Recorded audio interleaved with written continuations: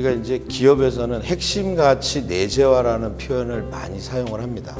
저는 가치관 내재화라고 표현하는데요. 단어 어떤 표현을 쓰느냐는 그렇게 중요한 것 같지는 않습니다.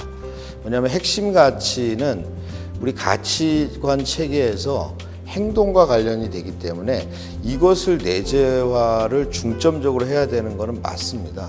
다만 핵심 가치 내재화를 하는 데 있어서 미션과 비전도 함께 내재화해야 된다.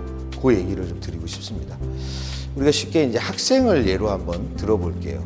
학생들에게는 이제 핵심 가치는 이런 거예요. 예습 복습을 철저히 하자.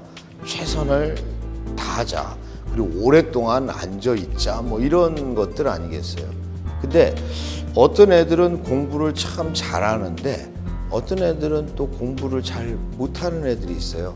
보통 초등학교 때는 선생님이 되겠다는 애들이 공부를 좀 잘해요. 중학교, 고등학교 때 되면 어느 대학을 가겠다라든가 아니면 나는 나중에 이런 직업을 갖기 위해서 이런 대학을 가야 되겠다라고 하는 어떤 목적이나 목표가 분명한 애들이 기본적으로 공부를 좀 잘합니다.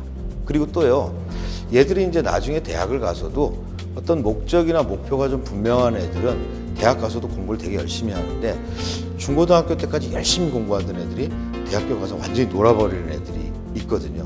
뭐냐면 바로 핵심 가치를 내재화하는 데 있어서 이걸 더 잘 내재화하기 위해서라도 미션과 비전에 대한 내재화가 굉장히 좀 중요한 부분이 되겠다라고 하는 말씀을 좀 드리고 싶습니다. 가치관 내재화라고 표현하든 상관이 없습니다. 이거 가지고 논쟁할 이유는 하나도 없고요. 다만 핵심 가치를 중점적으로 내재화하겠지만 미션과 비전을 함께 내재화해야 된다.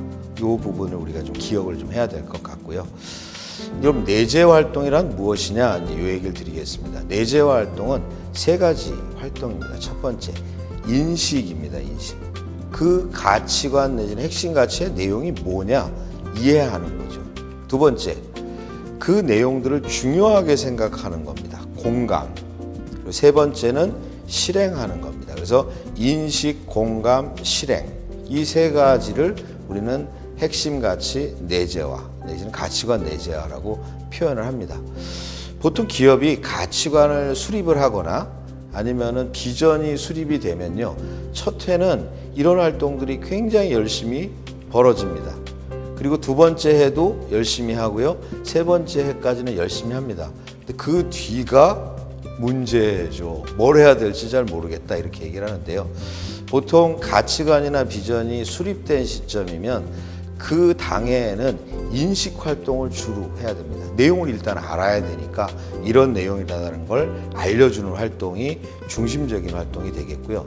그 다음에 2년차 이후부터는 공감을 시키는 활동들이 굉장히 좀 중요합니다. 제가 이제 모 대기업 같은 경우 이런 얘기들 하더라고요.